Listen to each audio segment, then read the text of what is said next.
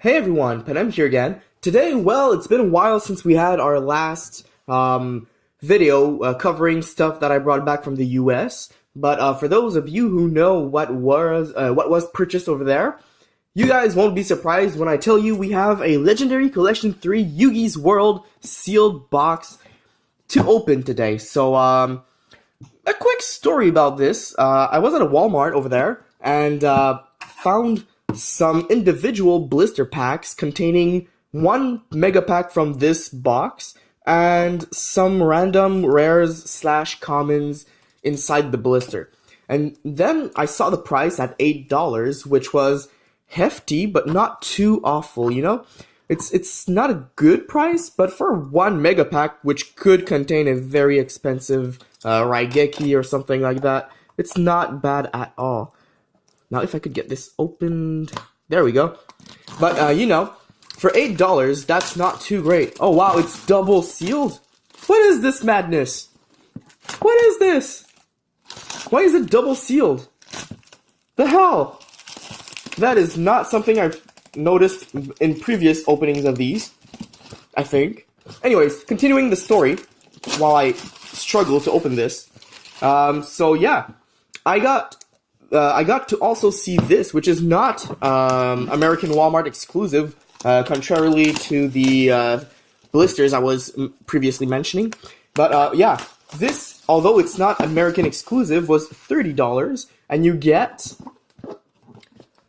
5 packs. 5 packs times 8, that's $40, and this is $10 fewer. And okay, yes, we don't get the random little commons and rares, but I mean, we get 3 very awesome looking token cards, which I already own and are very fun to play.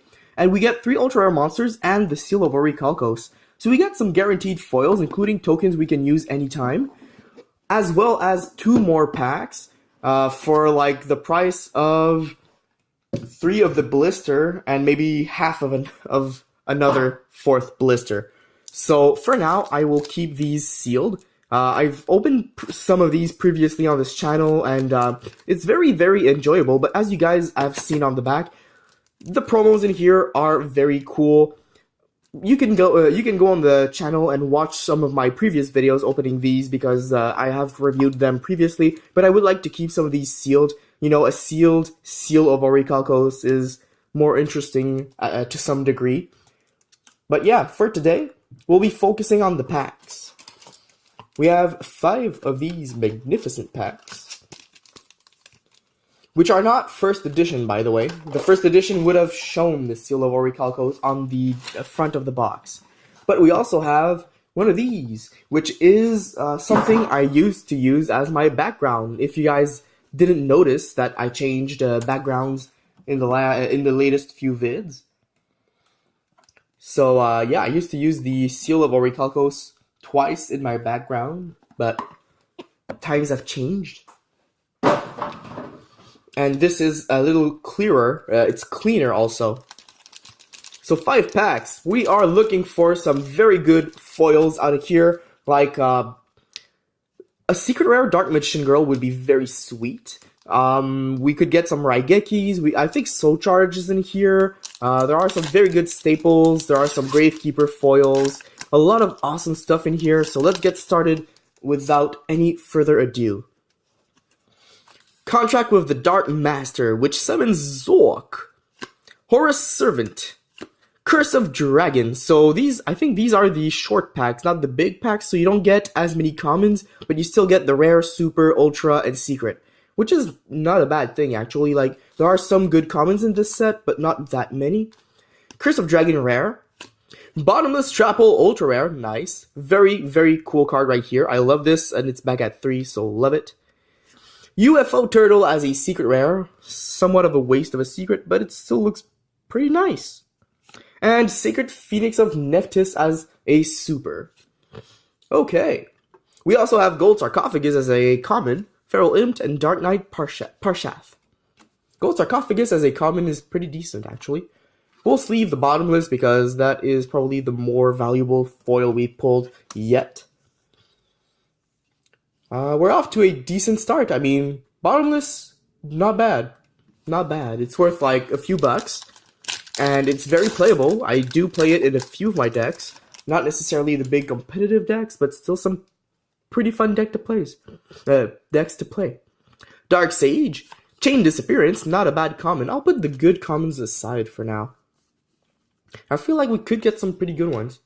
The Light X Sealed Fusion, Manga Rioran as a rare, Upstart Goblin as an ultra rare. We've been blessed by good ultras up to now. That's cool.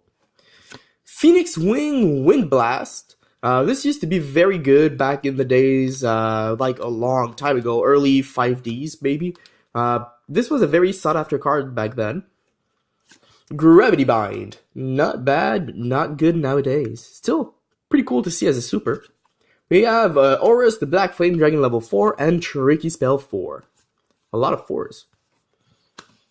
Wow, so we've been keeping up on the ratio from the first pack with good ultras, decent supers, and one good common per pack. Pack number 3, middle pack. Our first Gravekeeper card is this a sign? Watcher, Soul Taker, Dark Snake Syndrome as a rare, Needleworm as an ultra. That's a fun ultra. Like, it's not a good one, but it is an ultra I do like. I used to play these in a very old deck of mine, which I burned my opponent and made them lose cards as much as possible. It was a very, very mean stall deck that I played. This was a very fun card for me. Threatening Roar, not bad. Not bad of a secret, actually. And the Agent of Creation Venus super rare. Nice. This as a super with the new super mystical shine balls from the tournament packs. Pretty cool. You get a good lineup that allows you to get your link summoning going. That is a very good pack. Level Limit Area B, very useful back in the days. Armed Samurai Benkei, there were a lot of OTKs with this back then. And Dark Nephthys. Okay, I'll put this here.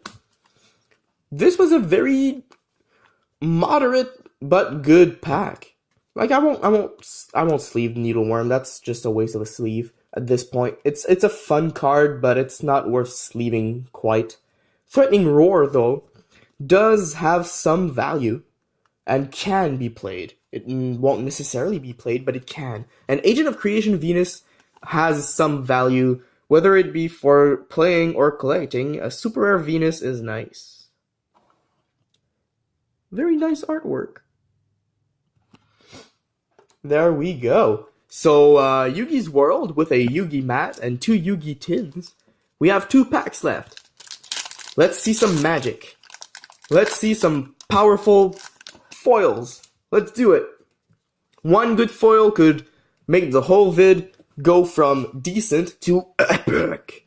So, Invader of Darkness. Detonate. Dark Flare Knight. Toon Masked Sorcerer. Not a bad toon card. Not a bad toon card at all. This can attack your opponent directly if they don't control any toon monsters, and when this card inflicts battle damage to the opponent, you draw a card. So I mean, you can play this in toons, attack for 900, then you would draw a card, and you're in main phase 2, so I mean, you have a lot of possibilities left. This does not die easily, and it allows you to do a lot of things. It's not a great one, but it's not a bad one, especially if you play a Spellcaster toon deck. That allows you to do a lot of good, decent combos. Fire Princess as an Ultra. Nice. I like the artwork on this. Each time you gain life points, inflict 500 damage to your opponent. There were a lot of decent combos with this because it's not a once per turn and it's not a trigger necessarily. It's a continuous. But, yeah, you could use a lot of different cards that would make you gain life points, and then you would burn your opponent for the same amount. This is also a fire monster, so there were a lot of different combos back in the GX days, and even previously to that. But this card is decent. I remember, I think it was Goblin Thief or something like that.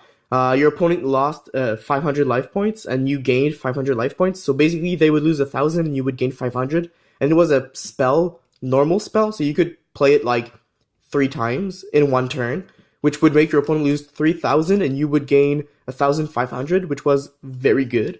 Like, it made a very big difference. You would lose 4 cards, but you could have just set like a Mirror Force or something and protect her, and a lot more combos were possible on the next turn. Two-Headed King Rex, nice. Not a very valuable secret, but a very special secret, because this was played in the Duelist Kingdom arc, and it's not something that was released very often, or printed very often, I could say. A powerful monster whose 2 heads attack as 1. Very cool foil right here. And birth format. A decent card for Yugi fans, but not worth much, collect-wise or anything. Mask of Restrict, very nice. Cards cannot be tributed. This is good against True Dracos, which are sadly not too relevant anymore, but this was still very playable against them, and even then, it's still decent against some other decks. And we have Gold Sarcophagus. Wow, 2 good commons in here. Nice. Boop, over there. And our final pack of Destiny. Final Yugi pack today. We've had some decent pulls, but we haven't had this wow factor we're all looking for. So let's take it from decent to epic. Ooh, and it's starting off well with Solemn Warning Common. It has been printed multiple times, but this still holds value because it's a very good staple, and a common warning is still a warning. Very nice. Definitely putting it over there. Dark Sage. Dark Magic Curtain as a rare. Bottomless Trap Hole. That's pretty good. We got a second one out of 1 box. Not bad. And Pyramid Turtle to go with our previously acquired UFO Turtle. I do like Pyramid Turtle better because one of my first big competitive decks was a zombie deck. Whether it be GOAT format or whether it be early 5Ds format, I was a very big zombie player. I really liked it. And one of my favorite characters from Little Karibo's Abridged series is Zombie Boy, which is just a ridiculous character who only says brains but still has some dialogue. Anyways, for you guys who know that guy, very fun character. Stupid character, but very nice. So Pyramid Turtle is a fun pull for me. Not a great pull, but a fun one. And we have Magician's Circle Super Rare. Nice. This is very fun for old Spellcaster decks, or Yugi-themed decks, because when a Spellcaster-type monster declares an attack, each player special summon 1 Spellcaster-type monster with 2,000 or less attack from their deck in face-up attack position. This was played with a lot of different combos back then, but I loved to play this against someone who didn't have any spellcasters in their deck, and use this with, I think Injection Fairy Lily is a spellcaster, if I remember correctly. You could just summon her, pay life points, attack for the win after your first spellcaster killed their defense monster. So if the opponent did not have any spellcaster monsters in their deck, you would get a direct attack from Injection Fairy Lily with a lot of attack points. And if your first spellcaster attacked a face-up attack position monster, that could potentially get rid of like 4,000 life points in 1 turn, which was pretty big back then. This was a game winner for me a few times. Very nice card. Nimble Momonga, Twin Swords of Flashing Light Trice, and Magical Dimension. Another very good card in combos with Magician's Circle. These 2 cards won me so many games together back when spellcasters were not the best deck, but were still a very fun deck back when Magical Citadel of Endymion first came out. I would attack with a skilled Dark Magician, blow the opponent's defense most of the time. If not, this would have come in and be very useful, but usually the opponent would have like more than 1 monster, so I would tribute the monster on my field, and special summon like a Dark Magician from my hand, or Endymion from my hand, or anything, blow an opponent's monster, then attack with my Endymion, activate Magician's Circle, special summon Fairy Lily, attack, and that would deal so much damage. Those were such fun days because playing back then was so much easier than now. Fewer rules, fewer type of cards, and combos were not as fast, so you had time to prepare or to defend, which was a very important part of this game. Every deck had to be able to do a bit of both, not necessarily just splurge on the field, But hey, I still enjoy playing the game nowadays, so I'm not gonna complain. Let's do a quick recap. So our good rares, well, we have two Dark Dimension Curtain, two different toon cards. We have Dark Snake Syndrome and Curse of Dragon. Very classic card right here. For our supers, we have Magician's Circle, Reformat, Gravity Bind, and Sacred Phoenix of Nephthys. For our ultras, we have Fire Princess, Needle Worm, and for our secrets, we have Pyramid Turtle, UFO Turtle, Two-Headed King Rex, and Phoenix Wing Windblast. For our good commons, we have Solemn Warning, Gold Sarcophagus twice, Mask of Restrict, Level Limit Area B, and Chain Disappearance. And finally, for our more decent pulls that can be relevant, we have Threatening Roar as a secret rare, the Agent of Creation Venus as a super rare, Upstart Goblin as a ultra rare, Bottomless Trouble twice as an ultra rare. So overall, probably just came in the for the investment in the box. But this was a very fun opening. Brought back a lot of nostalgia. We got some pretty decent random commons also. No complaints over here.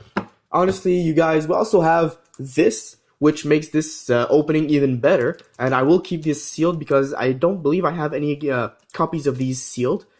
So that's pretty nice. And yeah, so I hope you guys enjoyed this. We do still have some more stuff to open from my trip to the US. It will all be opened in due time on this channel, so you better stay tuned for that. Not miss a thing. But there will also be a lot of other stuff like deck profiles coming up pretty soon. I've started playing tournaments again, locals only, but I've started playing again after a month or two of break. And also, there will be some more Pokemon openings pretty soon. If you guys enjoy those, please stay tuned for that. And until next time, guys, I hope you guys enjoyed this video. I know I sure did. And it's been a pleasure. Panem out.